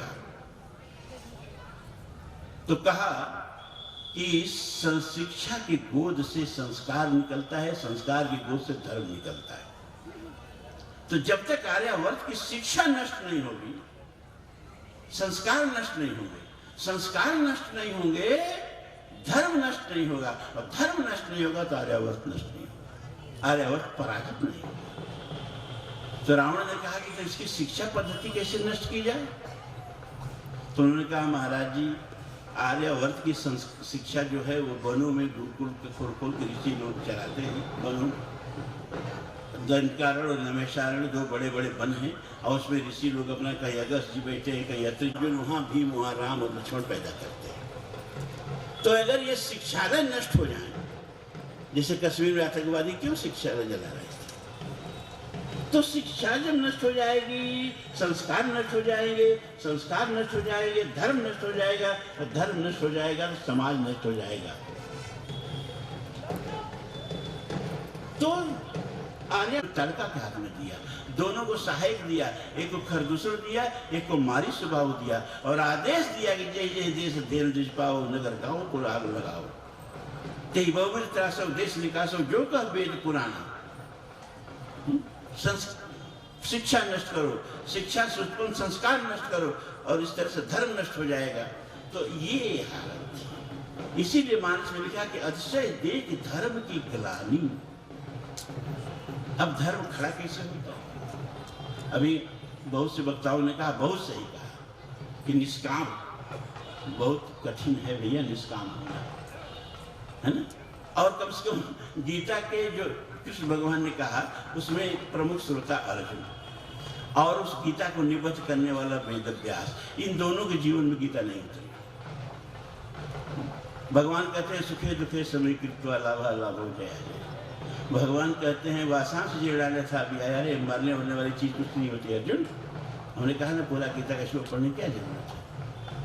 अर्जुन नित्य शास्त्रों में पुराणों न हनते हनुमान ने शरीर सब इतना समझाया, आत्मा की अमरता को समझाया, सुख दुख में समान रहने को समझाया, और अब मन्नू के मरने पर जितना अर्जुन रोया, कोई बाप अपने बेटा के मरने पर आज तक नहीं रोया। ये गीता योगी है, ये कृष्ण के मुख से सुने हुए गीता की व्यक्ति की हालत है। एक कदम गीता पर चल पाया। और महाभारत में व्यास जी के पुत्र सुखदेव जी की मृत्यु होती है युवा अवस्था में, और एक अध्याय पूरा सुखदेव व्यास जी अपने विलाप से भर दिए। इतना रोए ये गीता को निबद्ध करने वाले हैं। तो ये न अर्जुन के जीवन में गीता उतरी, न व्यास के जीवन में गीता उतरी। क्या उतरी? जब आप ऐसे ही आम आदमी की तरह छाती पीट पीट के रो रहे हैं। ये प्रमाण है, महाभारत में हमने प्रमाण दिया, अर्जुन का प्रमाण जानते ही हो। और अर्जुन तो इतना अति कर दिया कि जब पूरा महाभारत का युद्ध हो गया तो भगवान से कहता, प्रभु आपने जो गीता मुझे सुनाई थी सब भूल गए। ये कृष्ण के मुख से गीता सुनने वाले की हालत है, वो तो सब भूल गया। प्रभु एक बार फिर सुना दीजिए। भगवान ने कहा, इतना बड़ा अपमान तो गीता कोई दूसरा तक किया ही नहीं। ये बताइए, हमारे मुख से गीता सुन के और कह रहा है कि सब भूल गया, और जिसको कहा अब तुमको वो गीता नहीं सुनाएंगे, लेकिन लोग दूसरे गीता सुना देते हैं। तो महाभारत में एक अनुगीता है। ये महाभारत का प्रकरण हमें हवा में कोई बात नहीं कहता। खुद अर्जुन कहता है हम भूल गए सर, तो भगवान उसको फिर अनुगीता कहते वो गीता तो तुमको नहीं सुनाऊंगा, तुम उसके सुपात्र नहीं रहे, लेकिन लोग एक काम चलाऊं गीता तुमको दे रहा हूं, तो अनुगीता फिर महाभारत में सुनाई गई। ये हालत है।